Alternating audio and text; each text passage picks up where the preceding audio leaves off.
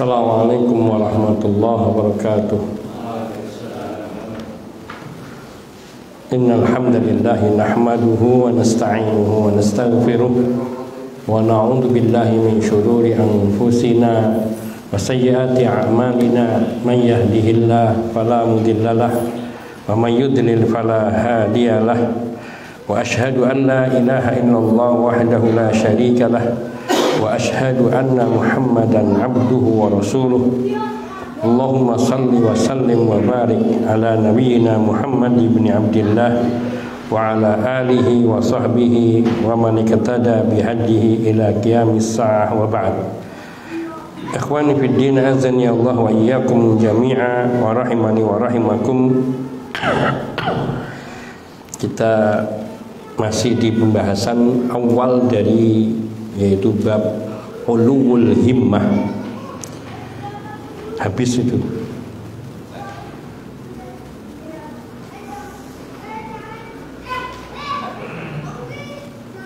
Habis fotokopi baru. Iya, lupa ya. Nanti insya Allah kita fotokopi yang baru ada itu nanti. Bisa dari PDF atau bisa dari kitab. Ulul himmah, Ibnu Qayyim rahimahullahu ta'ala, beliau berbicara tentang ulul himmah, yaitu ulul himmah cita-cita yang tinggi, cita-cita yang tinggi pada diri orang mukmin. Dikatakan oleh beliau, wa kamalu kulli insan innama yatimmu bihadainin naw'aini. Ini sudah. Kemudian berkata yakni Abdullah ibn Abbas radhiyallahu ta'ala anhuma, dalaltu taliban fa'azaztu matluban, wa kana yaqul wajadtu ammata ilmi Rasulillah sallallahu alaihi wasallam inda hadzal hayy min al-ansar in kuntu la aqilu bi babi ahadihim walau syi'tu udhina li walakin abtaghi bidzalika tiba nafsihi. Kata Abdullah ibn Abbas radhiyallahu ta'ala anhuma, dalaltu taliban, saya merendahkan diri saya untuk menuntut ilmu, atau aku mudahkan diri saya untuk menuntut ilmu. Fa'azaztu matluban, dan aku merasakan berat matluban untuk dicari ilmunya. Jadi lebih mudah beliau mencari ilmu daripada dimintai ilmu. Wa kana yaqul, dan Nabi dan Abdullah ibn Abbas radhiyallahu ta'ala beliau mengatakan, wajadtu ammata ilmi Rasulillah sallallahu alaihi wasallam inda hadzal hayy minal ansar, dan saya menemukan keumuman ilmu Rasulullah sallallahu alaihi wasallam yaitu pada kampung ini, negeri ini, yaitu kampungnya Ansar, yaitu negeri kota Madinah. In kuntu la akil bibabi ahadihim walau syi'tu udinali, dan sungguh aku sampai tidur siang, tidur kailulah, bibabi ahadihim, di depan pintu, artinya di depan rumah seorang dari sahabat-sahabat Nabi dari Ansar. Walau syi'tu udinali, padahal kalau aku mau ngetuk pintu pasti aku diizinkan, tidak akan dicegat. Walakin abtaghi bidzalika tiba nafsi, akan tetapi aku tidak melakukan itu karena aku menginginkan tiba nafsihi, keridhaan hatinya, keridhaan hati sahabat Nabi dari kalangan Ansar yang aku akan mengambil ilmu darinya. Maksudnya dari Abdullah ibn Abbas radhiyallahu ta'ala anhuma, beliau sampai rendahkan, bukan merendahkan diri, tapi beliau bersikap yakni memudahkan diri di dalam ilmu itu dengan mensikapkan dirinya rendah hati. Beliau datangi rumah karena beliau tahu bahwa kebanyakan ilmu Rasulullah SAW ini ada pada Ansar, di kampung ini, di satu kampung di kota Madinah. Dan beliau mendatangi kampung itu karena di situ banyak para sahabat Nabi dari kaum Ansor yang tinggal di situ.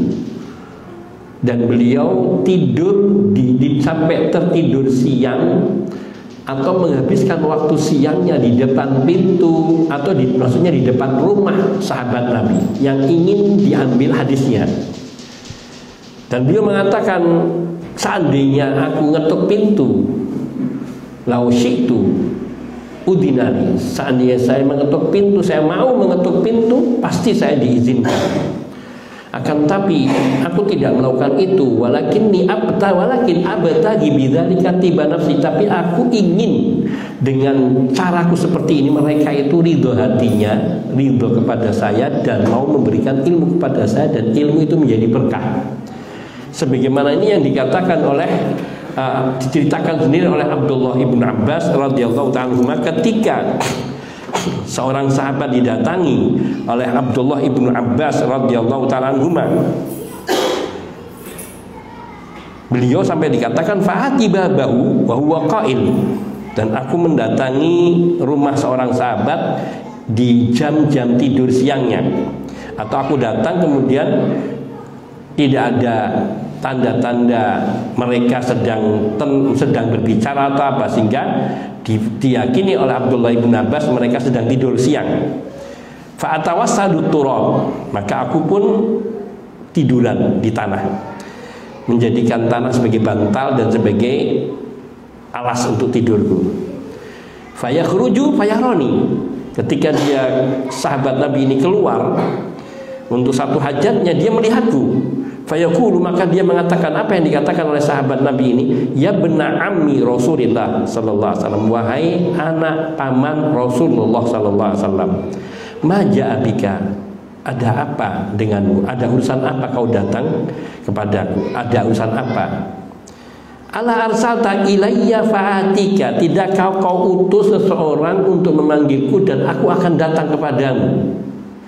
Ini karena mereka sangat mencintai Rasulullah SAW dan keluarga beliau, sehingga mereka para sahabat memuliakan keluarga Rasulullah SAW, sehingga mereka merasa tidak enak kalau sampai keluarga Rasulullah SAW seperti Abdullah ibnu Abbas datang kepada mereka.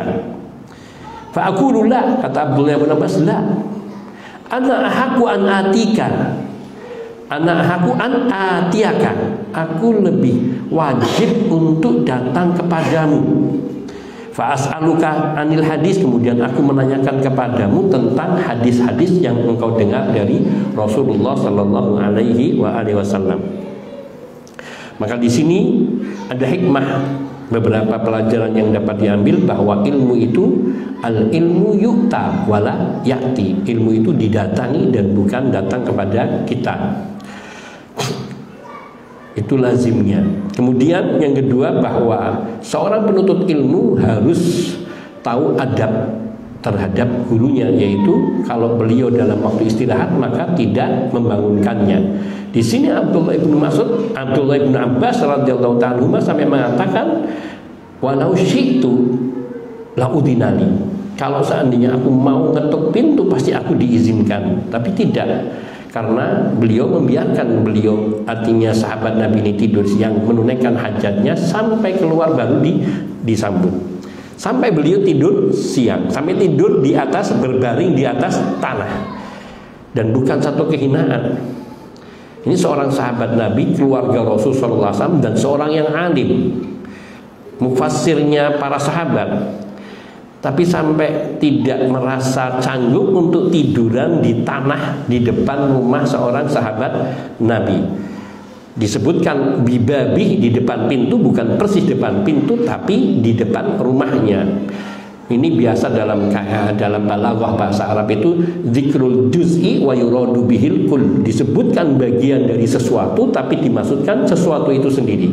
Disebutkan bagian dari sesuatu itu yaitu pintu rumahnya, tapi dimaksudnya adalah rumahnya.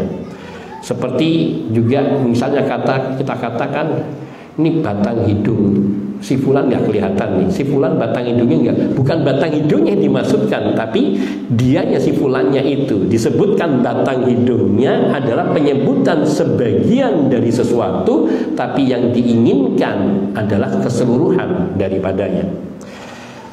Itu sehingga adabnya ia menundukkan diri terhadap ilmu, dan yang dicari itu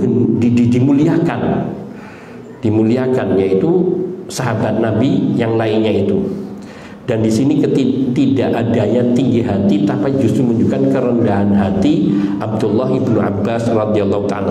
Sebagaimana juga para sahabat, mereka rendah hati dan mencintai keluarga Rasulullah sallallahu alaihi wasallam. Kemudian wa nadara rajulun ila Muawiyah radhiyallahu anhu wa huwa ghulamun saghirun faqala inni adhunnu hadzal ghulama sayasudu qaumahu faqalat Hindun radhiyallahu anha sakaltuhu in kana la yasudu illa qaumahu. Ada seseorang, nggak disebutkan apakah dia seorang sahabat Nabi atau yang lainnya, melihat kepada Muawiyah radhiyallahu ta'ala. Muawiyah ini masih termasuk sahabat Nabi karena beliau bertemu dengan Nabi meskipun usianya masih kanak-kanak di masa Nabi. Sebagaimana Abdullah ibn Abbas ketika Rasul sallallahu alaihi wasallam meninggal dunia, umur beliau antara 10 sampai dengan 13 tahun. Itu usia Abdullah ibn Abbas ketika wafatnya Rasul sallallahu alaihi wasallam. Di sini katakan nadara rajulun ila Muawiyah radhiyallahu anhu wa huwa ghulamun saghir. Ada seorang laki-laki yang ia melihat kepada Muawiyah radhiyallahu anhu, dan saat itu Muawiyah masih anak-anak. Gulam saghir. Gulam itu anak, saghir itu kecil, anak kecil. Faqal, maka orang itu berkata, inni adunnu hadzal gulam sayasudu qauma. Sungguh saya berprasangka baik. Ini juga termasuk bisa dikatakan firasat. Saya berfirasat bahwa anak ini kelak akan memimpin kaumnya. Maksudnya akan menjadi pemimpin bagi kaumnya. Faqalat Hindun radhiyallahu anha, maka Hindun radhiyallahu anha, ibunya, berkata, sakaltuhu, celaka aku, in kana la yasudu illa qaumahu. Artinya celaka dia, bukan celaka dia. Sakaltuhu artinya aku akan kehilangan dia. Ini satu ungkapan, bukan doa dan bukan umpatan, tapi satu ungkapan dalam bahasa Arab keseharian. Seperti perkataan Nabi SAW kepada Mu'ad bin Jabal radhiyallahu ta'ala anhu ketika Nabi mengatakan bahwa jaga lidahmu. Kemudian Mu'ad bin Jabal radhiyallahu ta'ala anhu mengatakan, ya Rasulullah, inna mu'akhaduna bimana takallam, apakah kita ini akan disiksa karena ucapan kita? Nah, Nabi mengatakan, sakalat ka ummuka ya Mu'ad. Celaka kau, artinya sakalat ka ummuka, ibumu akan kehilangan dirimu. Maknanya celakalah engkau. Tapi ini bukan umpatan, satu ungkapan, satu penegasan atau penolakan, pengingkaran yang sifatnya bukan negatif, hanya penegasan. Sakaltuhu, sungguh matilah dia, aku akan kehilangan anakku yaitu Muawiyah. In kana la yasudu illa qauma, sungguh dia tidak akan memimpin melainkan kaumnya. Artinya dia pasti insyaallah dia harus menjadi pemimpin bagi kaumnya. Nah, ini di sini maknanya bahwa ibunya Muawiyah, Hindun radhiyallahu taala anha, benar-benar mendidik Muawiyah untuk menjadi seorang pemimpin dan seorang yang berilmu. Dan di sini ulul himmah, semangat yang tinggi, cita-cita yang tinggi yang ada pada para salaf. Ibunya Muawiyah bercita-cita agar anaknya menjadi pemimpin bagi kaumnya. Ini bukan sesuatu yang negatif bila dikaitkan sebagai pemimpin bagi kaum muslimin, karena dia akan menjadi pemimpin bagi orang-orang muslim yang akan memimpin, yakni dimaksudkan memimpin dengan adil.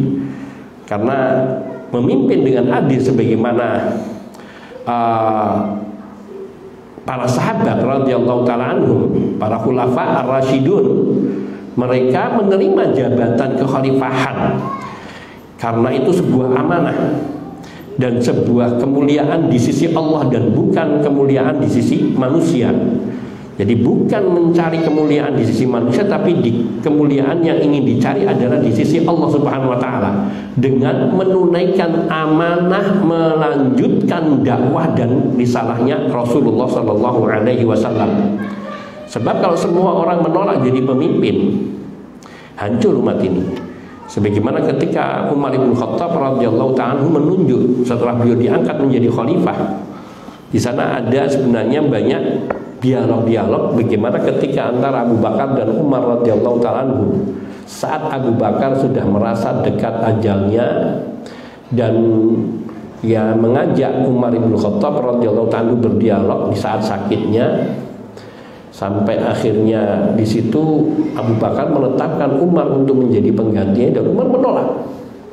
Saat itu Umar menolak, merasa keberatan, tapi Abu Bakar memaksa dan mengatakan bahwa seandainya semua orang menolak, maka kata Abu Bakar, kata Umar bin Khattab, sungguh ada Abdullah bin Abu Ubaidah ibnu Jarrah, dia aminur Rasul, orang terpercayaannya Rasul sallallahu alaihi wasallam. Orang yang memegang rahasia Rasul SAW, yang kepercayaan Rasul SAW, yang bisa dipegangi amanah oleh Rasulullah SAW, dia lebih pantas. Tapi kemudian Abu Bakar memberikan pertimbangan-pertimbangan bahwa pada diri Abu Ubaidah tidak diragukan kemuliaannya sampai disebut oleh Nabi sebagai aminur Rasul SAW. Akan tetapi ada kelebihan yang ada pada Umar ibn Khattab radhiyallahu ta'ala anhu yang itu akan menjadi sebab kebaikan.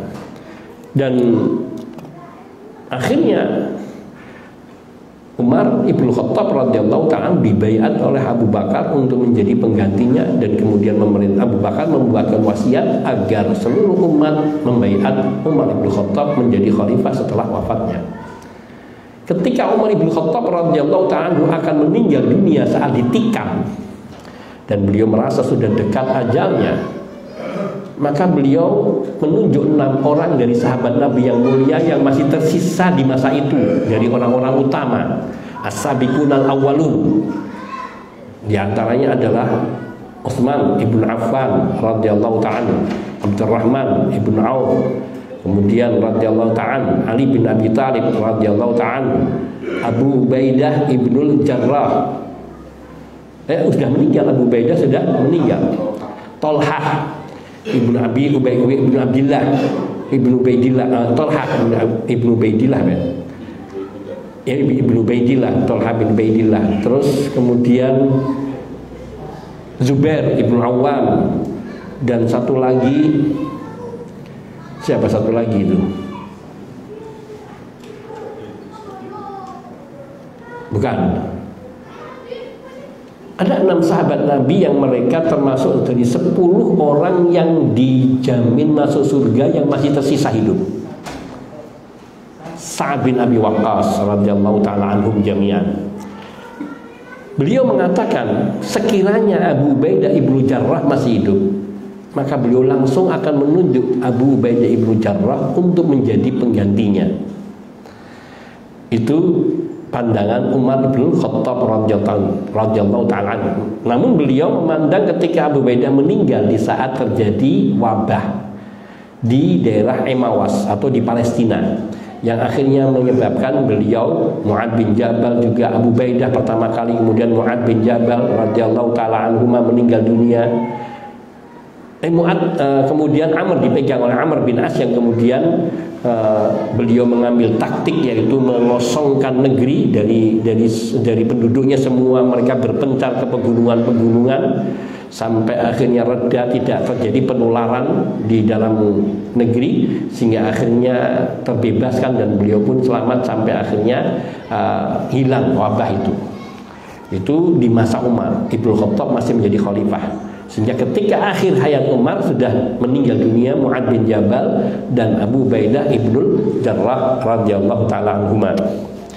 Ini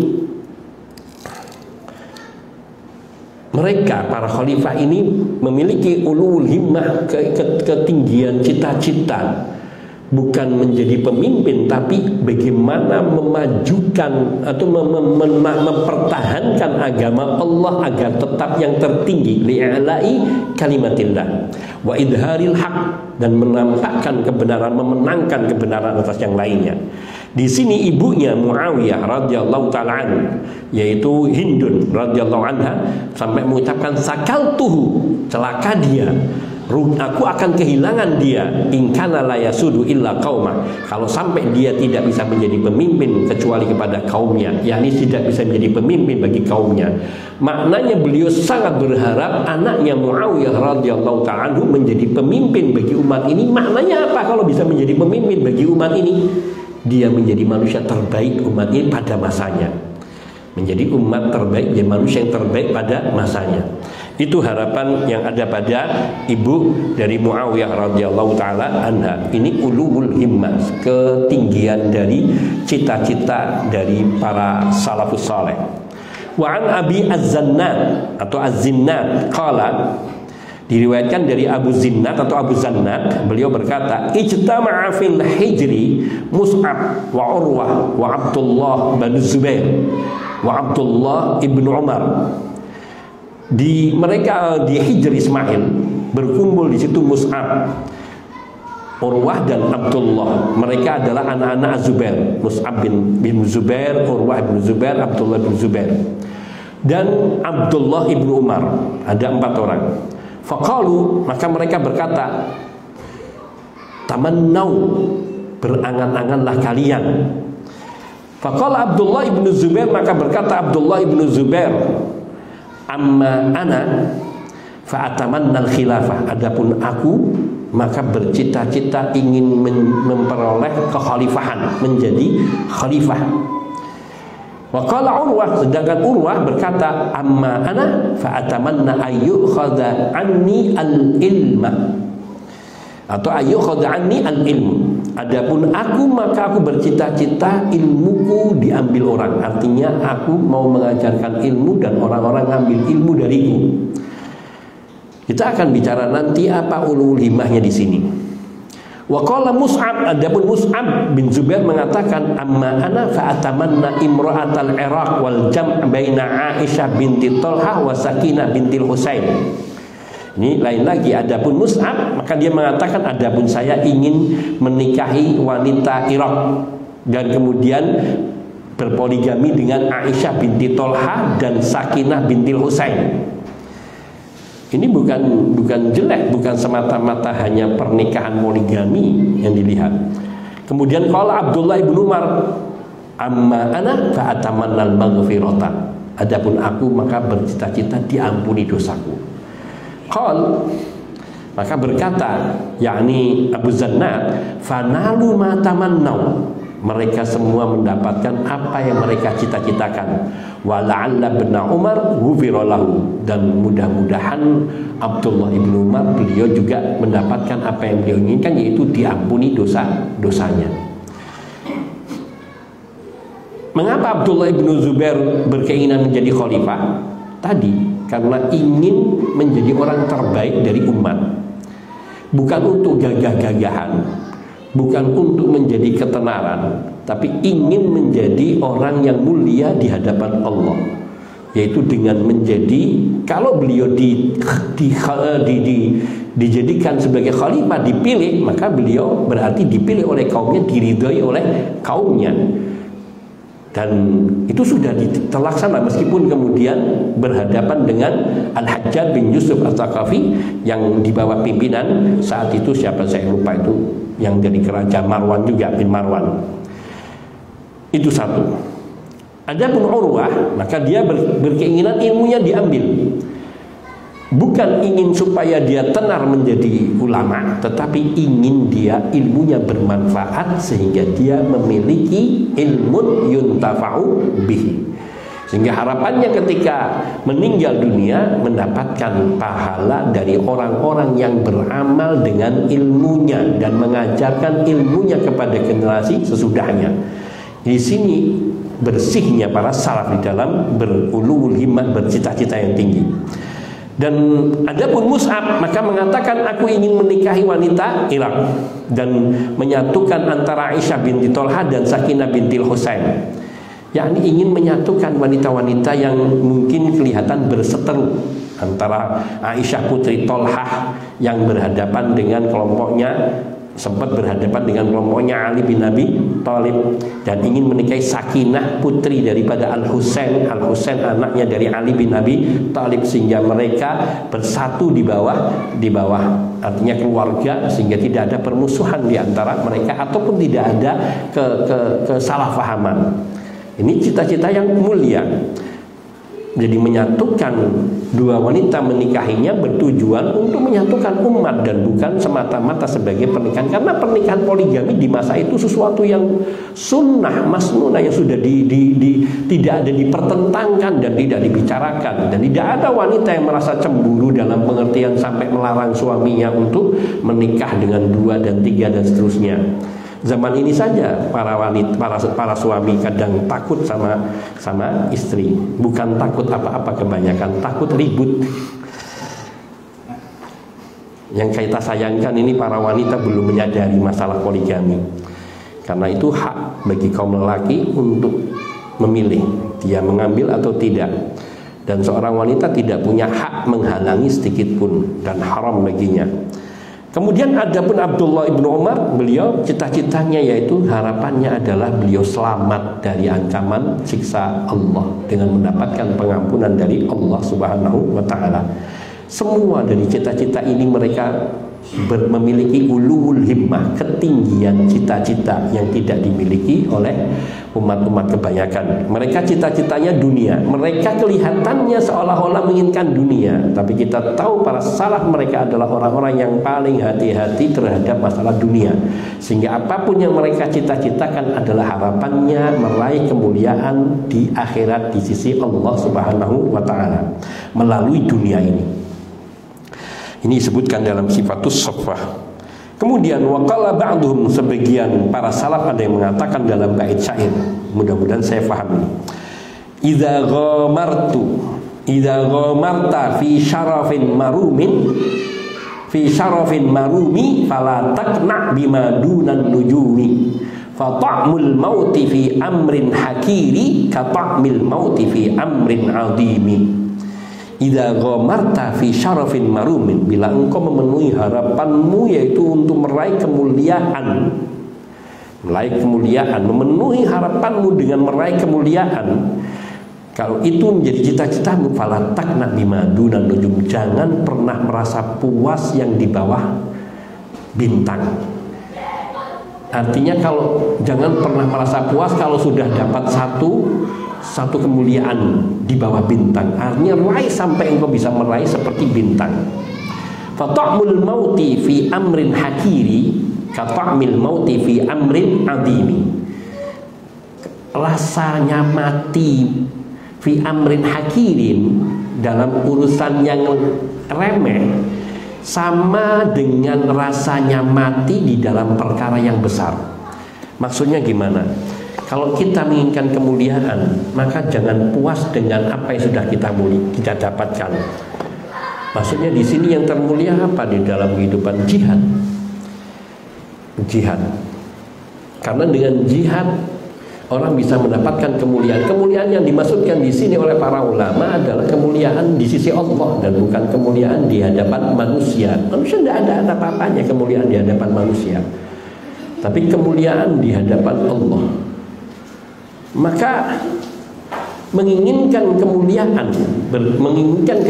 yang diharapkan, yang diangan-angankan, itu tidak boleh kita merasa puas dengan saya sudah bisa sholat 5 waktu di masjid, sudah belum, saya sudah membaca 1 kitab dan hatam. Jangan puas dengan itu, tapi raihlah fima dunan nujum. Jangan merasa melatakna bima dunan nujum. Jangan kamu merasa puas dengan yang di bawah bintang-bintang.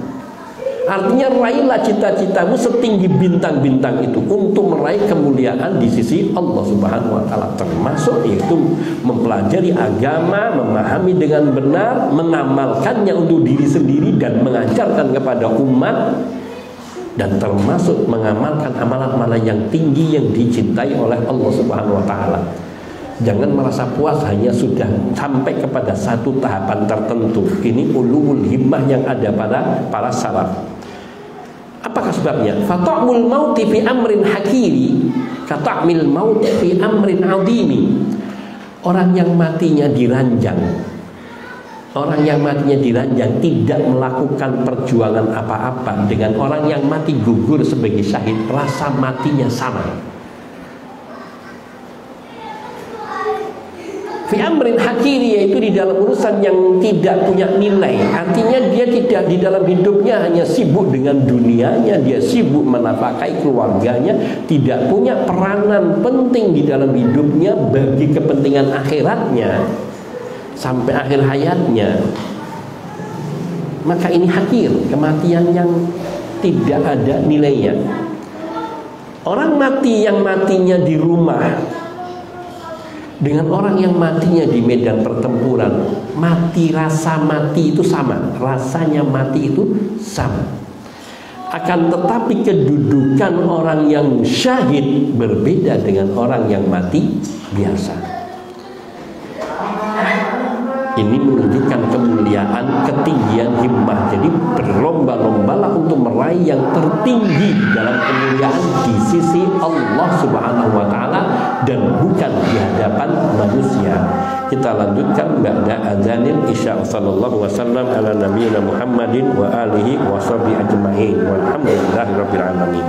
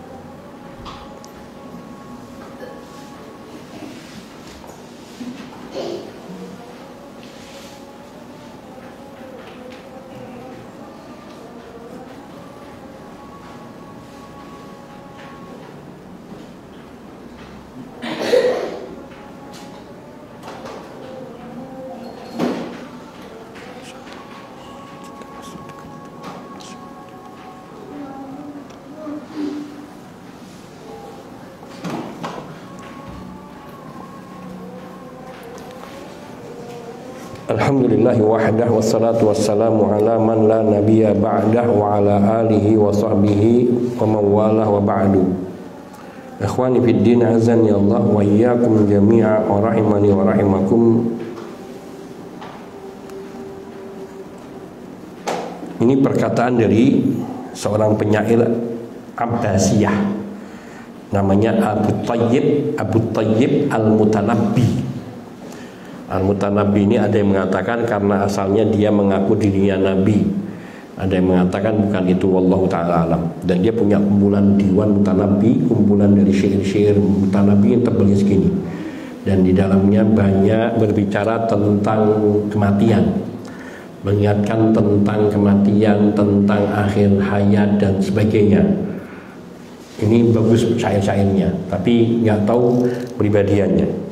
Nah, beliau mengatakan idza ghamarta fi syarafin marumin fala taqna bima dunan nujum. Dikatakan kepada manusia secara umum, dia seorang penyair, apabila engkau sesudah masuk kepada satu pergulatan dan engkau sudah mempersiapkan dirimu untuk menghadapi berbagai macam bahaya dalam rangka meraih kemuliaan, maka jangan merasa puas dengan mendapatkan hasil yang sedikit. Jangan tanggung-tanggung mendapatkan hasil yang sedikit, tapi raihlah dengan segala daya untuk bisa, tapi berjuanglah dengan segala kekuatanmu untuk meraih yang lebih besar. Sebab apa? Ta'mul maut fi amrin shaghir, di sini fi amrin shaghir, atau di sini fi amrin hakir, dalam perkara yang remeh. Ka ta'mil maut fi amrin azim, sama saja dengan orang yang mati karena dalam urusan perkara besar. Orang yang mati, yakni tidak ada bedanya orang yang mati dalam urusan yang remeh dan orang yang mati dalam urusan yang berat, sulit. Karena la budda min ikhtiyari syarafil adim. Oleh karena itu, seseorang itu harus berjuang keras, bersemangat tinggi untuk mendapatkan kemuliaan. Tapi bagi seorang mukmin, kemuliaan di sini bukan kemuliaan duniawi, tapi hendaknya dijadikan kemuliaan ukhrawi, kemuliaan di sisi Allah Subhanahu wa ta'ala. Itu menjadi himmah, al-uluwul himmah, ketinggian bercita-cita. Dan cita-cita yang tertinggi, yang terbaik itu yaitu mengharapkan akhirat. Mangkanat himmatuhu al-akhirah, barang siapa yang cita-cita tertingginya itu adalah akhirat, ja'alallahu Allah akan menjadikan al-ghina baina ainaihi. Allah akan menjadikan kekayaan atau kecukupan, kepuasan diri itu ada di depan matanya. Apapun kondisinya dia puas, tidak bergantung pada yang lain.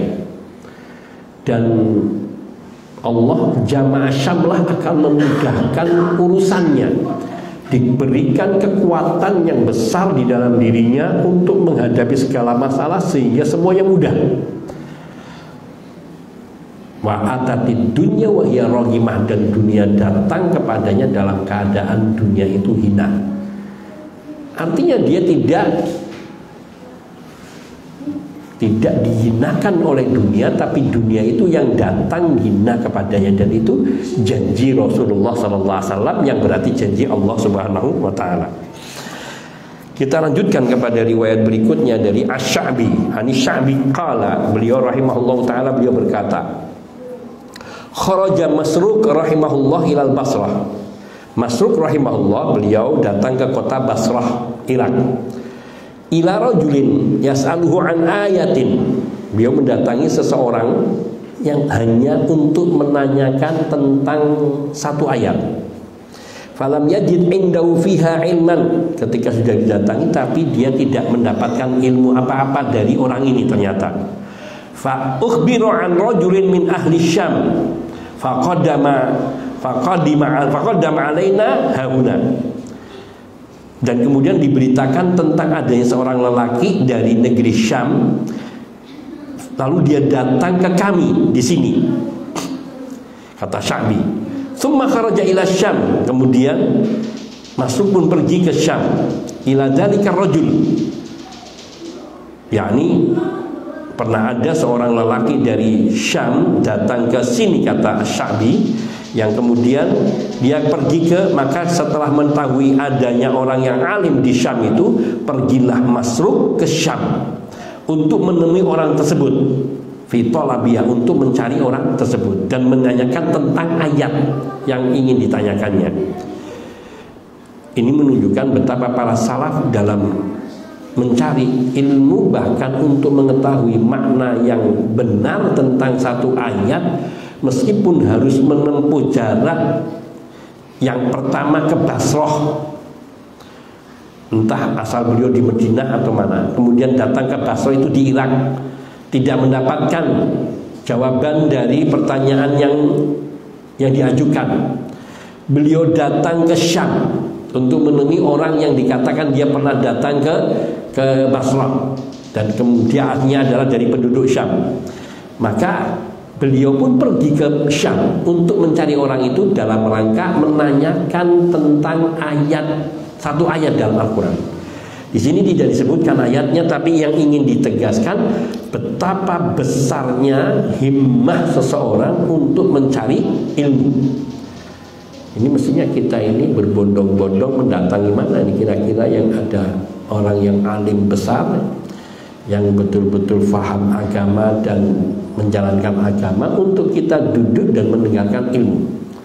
Mungkin zaman dulu di awal-awal dakwah sunnah ini mulai muncul di negeri kita ketika kita mendengar satu Ustaz Ja'far misalnya isi kajian di mana. Kadang sampai dari satu kota orang-orang datang berombong-rombong, bergerombol ke sana. Di sekarang pun masih ada. Kalau misalnya ada Ustaz sunnah satu dari luar kota yang ngisi di sini, maka yang datang bukan hanya orang Pekalongan, orang Brebes, orang Tegal, orang Pemalang, Comal, Batang, sampai Semarang mereka berkumpul. Seperti pada waktu kajiannya Ustaz Syafiq, Reza Basalamah, Ustaz Firanda, Ustaz dulu ketika Ustaz Abdul Hakim, Amir Abdan, Ustaz Yazid dan sebagainya. Terlepas karena itulah yang kita punya pada saat itu.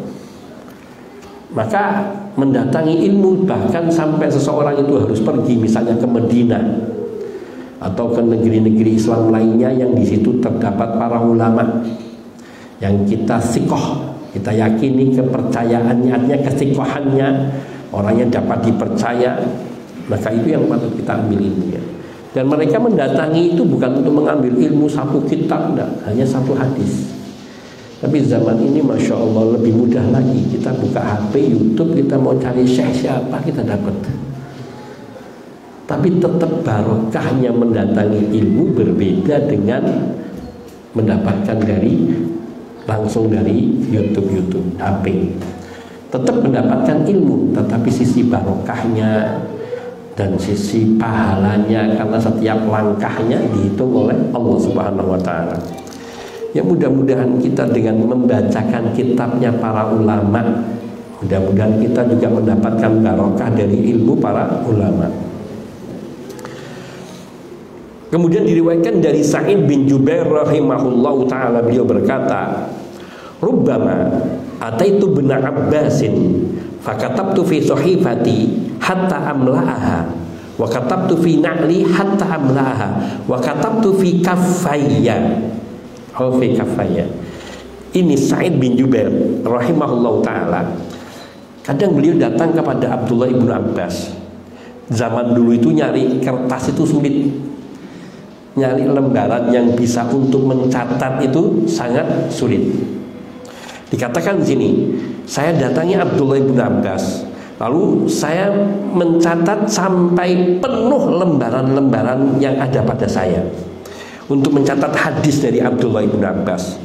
Kemudian sudah tidak cukup, sudah habis ini lembaran kertas. Katabtu fi na'li hatta amlaha. Aku menuliskan hadis itu di sandalku sampai penuh itu sandalku dengan catatan hadis itu.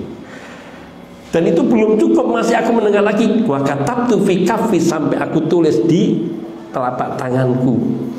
Ya, termasuk di tangannya ditulis hadis-hadis yang dia dengar dari Abdullah ibnu Abbas radhiyallahu ta'ala anhu. Masya Allah.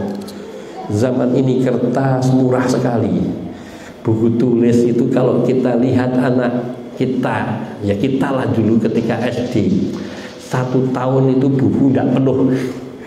Apalagi kelas 1, yang banyak itu gambar-gambar saja yang kita tulis. Kadang itu kalau anak-anak sudah pindah kelas 2 atau kelas 3, itu bukunya masih kotor, sudah minta ganti buku yang baru, tidak mau buku yang lama. Padahal itu baru dipakai berapa lembar, sisanya masih kosong.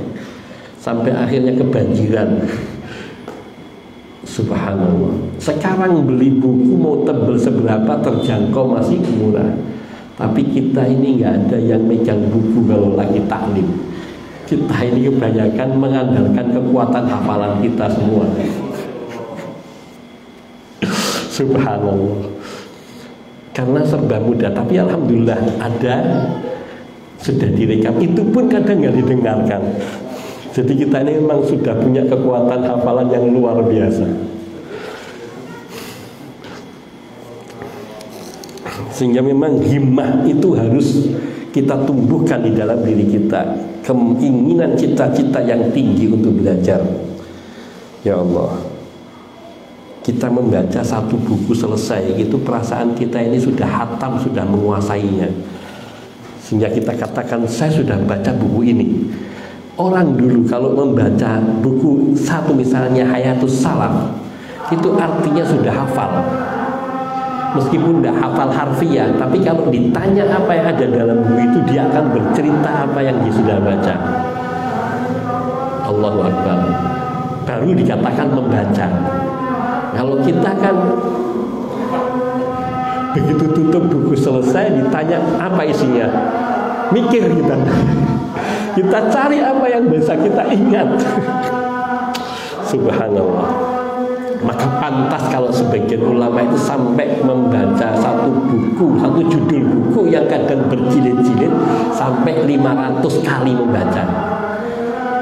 Muhammad bin Ali Asy-Syaukani rahimahullah ta'ala, seingat saya beliau menulis di dalam pendahuluan kitab Tuhfatul Dzakirin punya beliau, itu mengatakan saya membaca Fathul Bari punya Ibnu Hajar, itu sekitar 14 jilid kalau dulu, sekarang menjadi sekitar 18 jilid karena mungkin jilidnya diperkecil, kalau dulu tebel-tebel sama tetap tidak berubah.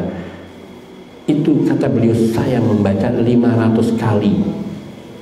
Allahu Akbar. Dan setiap kali saya membaca ulang, selalu saya mendapatkan hal baru yang tidak saya dapatkan sebelumnya. La ilaha illallah. Kapan dolani? Kalau kita kan berpikirnya, wah ini nggak bisa nyari nafkah ini kalau seperti ini. Luar biasa. Kenapa? Ulul himmah. Maka mereka punya semangat ketinggian dalam bercita-cita. Ibnu Taimiyah karyanya ratusan, Imam An-Nawawi juga puluhan, mungkin 100 lebih. Ibnu Taimiyah kalau tidak salah ingat 300-an. Itu karya-karyanya yang kemudian dikumpulkan dalam Majmu'ul Fatawa. Itu gabungan Majmu' Fatawa itu gabungan dari beberapa tema bahasan yang kalau dipilah-pilah itu ya menjadi satu satu kitab. Nanti di sana ada lagi di selain itu ada Al-Kalimut Thayyib, itu kumpulan doa-doa zikir punya Ibnu Taimiyah. Nanti ada lagi banyak sekali, Ibnu Qayyim juga, Imam An-Nawawi, Imam Ibnu Hajar. Yang saya kadang tak mikir itu, seperti Imam An-Nawawi rahimahullah, itu umurnya cuma 40-an. Beliau meninggal dunia masih muda dan belum menikah, tapi karyanya begitu banyak. Kenapa? Ulul himmah. Sampai tidak sempat nikah dan beliau sibuk ngajar, dan beliau anak orang kaya, orang tuanya memfasilitasi sehingga bisa membeli buku, bisa membaca, dan beliau berkarya. Majmu' Syarhul Muhadzab. Majmu' Syarhul Muhadzab itu sekitar 23 jilid tebel-tebel. Meskipun itu ada yang tidak tulisan beliau karena belum selesai, kemudian beliau meninggal, kemudian diteruskan oleh Imam Al-Marani dan juga Imam As-Subki. dari mazhab Syafi'i. Yang nggak saya bayangkan itu tebal, itu bukunya itu banyak. Al-Majmu' Syarhul Muhadzab berbicara tentang fikih seluruh madhab. Imam An-Nawawi seorang madhab Syafi'i, tapi beliau menulis dalam Majmu' Syarhul Muhadzab seluruh imam madhab, bahkan madhab yang lainnya. Beliau tampilkan dalil mereka, kemudian yang sesuai dengan dalil beliau terima, yang kemudian tidak mencocoki dalil beliau bantah dengan dalil, dan beliau kadang menyampaikan dalil-dalil dari madhab Syafi'i rahimahullah. Kadang di sini tetap orang yang bermadhab itu kadang-kadang masih bawa fanatik kepada madhabnya. Seperti misalnya ketika beliau mentakhrij hadis tentang as-salatu fi awwal afdalul a'mal as-salatu fi awwali waqtiha. Lafaz ini tidak ada yang sahih. Fi awwali waqtiha tidak ada yang sahih. Yang sahih ala waqtiha. Akan tetapi setelah beliau mentarik dan mengatakan itu semuanya dhaif, tetap beliau masih berpegang bahwa yang afdal melaksanakan sholat di awal waktu semuanya. Karena itu yang ada di dalam madhab Syafi'i rahimahullah. Allah Ta'ala alam. Artinya kadang seseorang ketika bermadhab, kadang dia fanatik kepada madhab, meskipun tidak seluruhnya. Ada rasa berat apalagi yang sudah menjadi kebiasaan. Tapi di sini kita melihat keluasan dari Imam An-Nawawi rahimahullah, dan beliau tidak di situ tidak menunjukkan sangat fanatiknya. Beliau masih mengemukakan pendapat-pendapat lain dari madhab-madhab yang lain, yang kemudian beliau memberikan jawaban bila ada, dan bila sepakat beliau akan membenarkan dan tidak menyelisihinya. Dan banyak lagi para imam-imam lain yang karya mereka sangat banyak sekali berjilid-jilid, apalagi juga yang hidup di zaman ini. Sungguh ilmu mereka itu sangat barokah, waktu mereka sangat barokah, hidup mereka, umur mereka sangat barokah. Kita ini ya Allah, kalau kita hitung seberapa banyak waktu yang kita gunakan untuk hal-hal yang bermanfaat, ini karena tidak ada ulul himmah di dalam diri kita, tidak ada cita-cita yang tinggi di dalam diri kita. Ini mudah-mudahan menjadi penyemangat bagi kita. Seperti Sa'id bin Jubair sampai menuliskan hadis di sandalnya.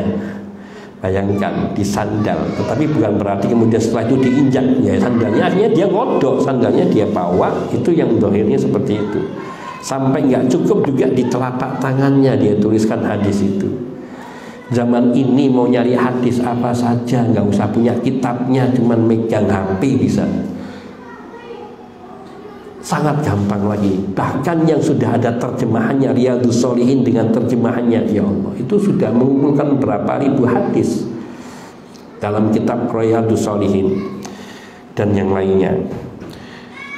Diriwayatkan pula berkata Sa'id ibnul Musayyib rahimahullah, in kuntu la asirul ayyama wal layaliya fi talabil hadisil wahid.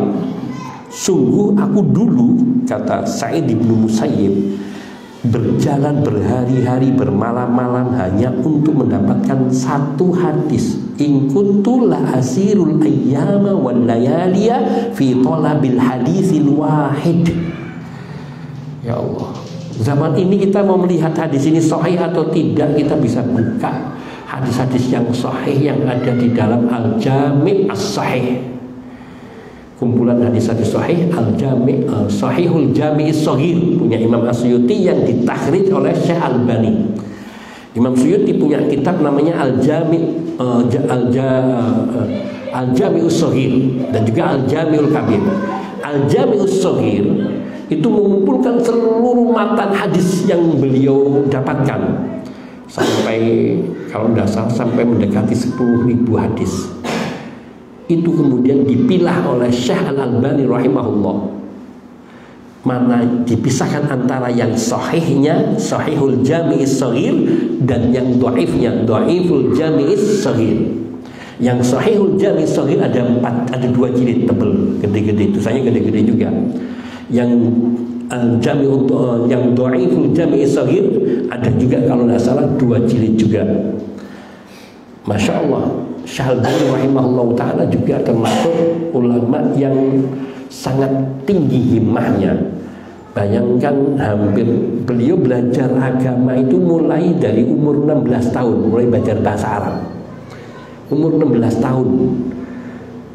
Dan beliau bukan orang Arab, beliau orang Albania, orang Eropa.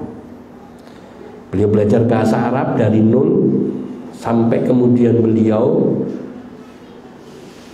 dibawa oleh ayahnya ke Damaskus, kemudian terakhir pertama kali di Damaskus, membawa ke Damaskus, kemudian dibawa lagi ke Yordan, dan beliau tinggal di Yordan, dan kemudian sampai ketika menjadi ulama beliau sampai pernah diminta untuk ngajar di Jamiatul Islamiyah Madinah Al-Munawwarah. Beliau sudah mentahrid seluruh hadis sunan yang 4, Sunan Tirmidzi, Sunan Nasai, Sunan Ibnu Majah, Sunan Abi Dawud. Semua kitab sunan ini sudah ditahrid, dipisahkan mana yang sahih dan mana yang dhaif. Sahih Sunan At-Tirmidzi, dhaif Sunan At-Tirmidzi. Sahih Ibnu Majah, dhaif Sahih Sunan Ibnu Majah, terusnya. Kemudian juga beliau meringkas dari kitab Sahih Al-Bukhari dan Sahih Muslim. Dan beliau banyak menguraikan. Beliau punya karya sendiri, silsilah al-ahadis as-sahihah dan silsilah al-ahadis ad-dhaifah wal mawdu'ah. Ini berjilid-jilid, dan beliau menyampaikan sebuah riwayat kemudian diuraikan letak kedhaifannya atau kesahihannya dengan mengambilkan perkataan-perkataan para ulama mengenai si fulan sampai hadis ini dinyatakan sahih atau dhaif. Luar biasa. Ya Allah, kalau kita membaca, sudah ada terjemahannya yang punya dhaif dan sahihnya. Kalau kita membaca hadis-hadis ini, ada banyak pelajaran yang bisa kita petik. Dan banyak lagi dari kitab-kitab Al-Adhkar yang punya Imam, kemudian Syama'il Al-Muhammadiyah punya Imam At-Tirmidzi, itu juga ditahrid oleh Syekh Al-Albani rahimahullah ta'ala. Sehingga hadis-hadis yang sahih banyak sekali. Beliau Syekh Al-Albani rahimahullah mentahrid kitab-kitab sunan, termasuk Fiqhus Sunnah punya Sayyid Sabiq itu ditahrid, dan akhirnya keluarlah Tamamul Minnah, yang itu mengoreksi kesalahan-kesalahan hadis yang ada pada Fiqhus Sunnah punya Sayyid Sabiq, yang 4 jilid itu, yang di dalam terjemahannya sampai 14 jilid. Banyak sekali. Ini sampai bisa mereka berkarya sebesar itu karena ulul himmah. Seandainya para ulama kita tidak punya ulul himmah, ya Allah, kita nggak bisa belajar mudah dari para ulama. Kita bisa membaca kitab apa saja, sampai kitab yang kita baca sekarang ini sumbernya banyakkan dari Sifatus Sofwah, dari Siyari A'lamin Nubala, dari Al-Muntadham, kemudian Hilyatul Auliya, dan banyak lagi dari sumber-sumber kitab yang dari Uyunul Akhbar, yang itu kumpulan berjilid-jilid yang berbicara tentang riwayat-riwayat dan cerita kisah-kisah perjalanan salaf, bidayah wan nihayah. Ya Allah ya Rabb, mudah-mudahan kita bisa memiliki semangat untuk mempelajari agama, meskipun tidak harus dari sumber Arab, asal kita yakin kitabnya kitab salaf, kemudian penterjemahnya adalah orang sunnah, penerbitnya pun dari penerbit sunnah, wa insya Allah itu akan membantu kita untuk memahami. Bayangkan Sa'id Ibnul Musayyib untuk mendapatkan sebuah hadis saja beliau berjalan berhari-hari dan bermalam-malam. Kita kadang jalan untuk buka HP mengetahui satu hadis sahih saja kita malas. Na'udzubillah, masya Allah. Nah, tayyib, mungkin saya cukupkan di sini. Memang masih banyak lagi yang insya Allah ulul himmah ini yang dikatakan oleh yang dikisahkan tentang para salafus saleh dalam mencari ilmu karena ketinggian cita-cita mereka atau himmah mereka. Hadza wa naktafi wa sallallahu wasallam ala nabiyyina Muhammadin wa alihi wa sahbihi ajma'in walhamdulillahi rabbil alamin. Subhanakallahumma bihamdika asyhadu an la ilaha illa anta astaghfiruka wa atubu ilaik. Assalamualaikum warahmatullahi wabarakatuh.